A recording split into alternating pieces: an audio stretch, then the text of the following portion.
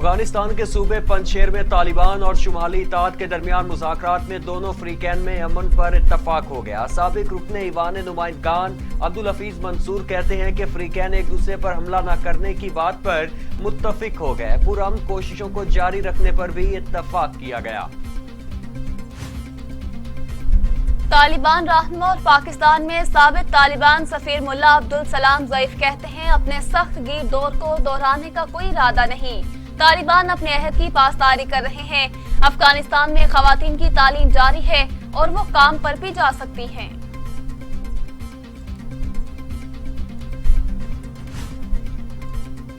Kabul airport پر دہشت گردی کا شدید خطرہ۔ امریکہ، برطانیہ اور آسٹریلیا نے اپنے شہریوں کو فوری طور پر کابل ایئرپورٹ چھوڑنے کی ہدایات جاری کر دی۔ برطانوی وزارت خارجہ کا کہنا ہے کہ برطانوی شہری کسی اور ذرائع سے انخلا کر سکتے ہیں تو فوری کریں۔ ترجمان پینٹاگون کہتے ہیں کہ امریکی فوج کی انخلا کے بعد امریکہ کابل ایئرپورٹ کا ذمہ دار نہیں ہوگا۔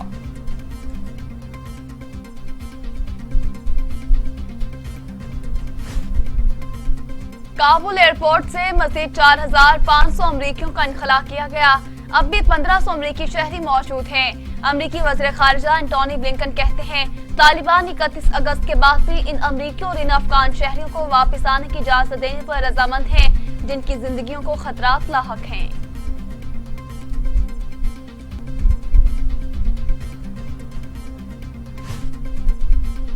افغان طالبان سمیت تمام سیاسی جماعتیں مل کر سیاسی نظام بنائیں۔ افغانستان میں پاکستان کے سفیر منصور احمد خان کہتے ہیں افغانستان میں موجودہ صورتحال غیر یقینی ہے۔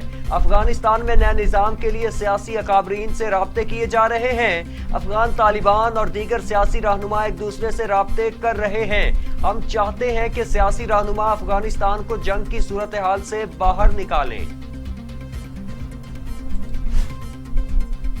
وزیراعظم عمران خان اور روسی صدر کے درمیان ٹیلی فونک رابطہ۔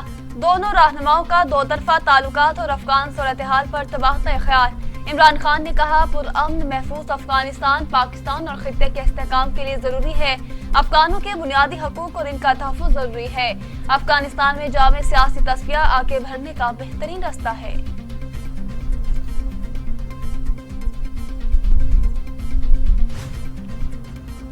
وزیر اعظم آج قوم کو تحریک انصاف حکومت کی 3 سالہ کارکردگی سے آگاہ کریں گے۔ وزیر اعظم عمران خان کا خطاب عوامی مقامات پر براہ راست دیکھا جائے گا۔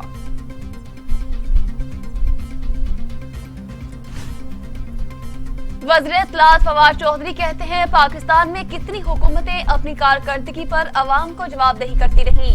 عمران خان کی حکومت 3 سال کی کارکردگی عوام کے سامنے فخر سے رکھ سکتی ہے۔ 30 سال حکومت کرنے والے اپنا منہ چھپا رہے ہیں۔ معیشت، خارجہ پالیسی اور اندرونی استحکام کے 3 سال آج حقائق کے ساتھ سامنے لائیں گے۔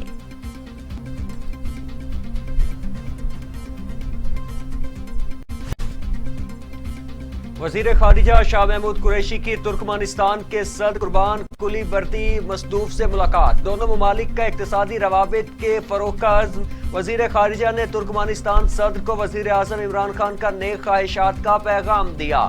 وزیر خارجہ کی وزارت خارجہ ترکمانستان بھی آمد۔ دونوں ممالک کے درمیان وفود کی سطح پر مذاکرات۔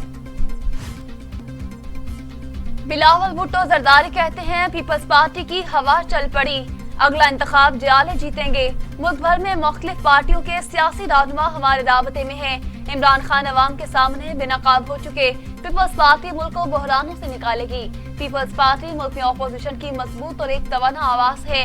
ہم نے ملک کے کونے کونے میں جا کر عوام دشمن پی ٹی آئی حکومت کو آئینہ دکھایا۔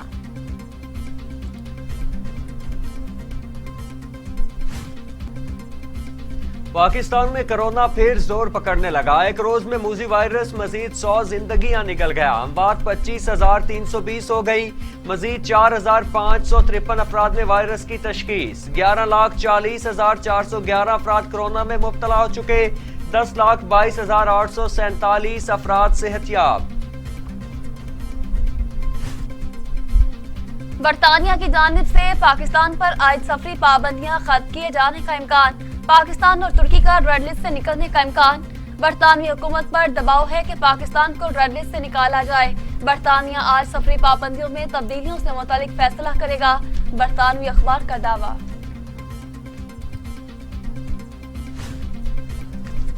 खैबर पख्तूनख्वा में कोरोना वायरस से एक और डॉक्टर इंतकाल कर गए। प्रोफेसर डॉक्टर जाहिर शाह कोरोना वायरस में मुब्तला होने के बाद गुज़श्ता कई दिनों से हयाताबाद मेडिकल कम्प्लेक्स पेशावर में ज़ेरे इलाज थे।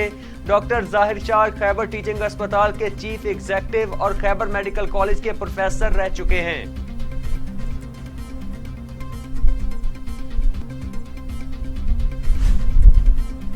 मूजी कोरोना वायरस के वार जारी। दुनिया भर में कोरोना से हलाकतों की तादाद 44,75,000 हो गई। मरीजों की तादाद 21 करोड़ 47 लाख हो गई। 19 करोड़ 2 लाख मरीज सेहतियाब हो चुके। अमेरिका में 6,49,680, ब्राजील में 5,76,730, भारत में 4,36,396 और सऊदी अरब में 8,505 अमवात हो चुकी।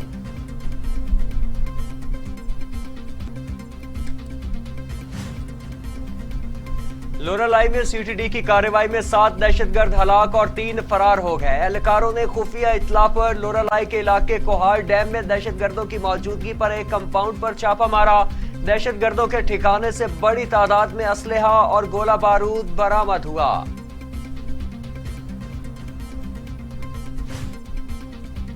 जिला करम के इलाके लोयर करम में जायदाद के तनाज़े पर 2 वीकेंड में फायरिंग से 6 अफराद जाँ बहक और 11 जख्मी हो गए।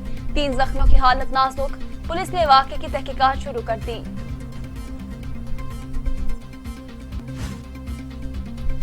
FIA की बड़ी कार्रवाई। साबिक सफीर हुसैन हक्कानी को पाकिस्तान वापस लाने के लिए रेड नोटिस जारी। FIA ने इंटरपोल को खत लिख दिया।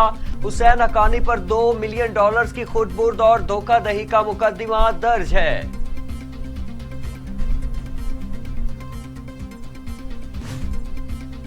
पाक बहरिया का जहाज PNS जुल्फिकार सऊदी अरब की बंदरगाह जद्दा पहुंच गया। मेजबान बहरिया और पाकिस्तानी सिफारती हुकाम ने जहाज का पुरतपाक इस्तकबाल किया। सऊदी बहरिया के कमांडर वेस्टर्न फ्लीट कमांड और कमांडर वेस्टर्न नेवल एविएशन ने PNS जुल्फिकार का दौरा किया। मिशन कमांडर और जहाज के कमांडिंग ऑफिसर से मुलाकात। बाहमी दिलचस्पी के पेशावराना मोड़ पर तबादला ख्याल।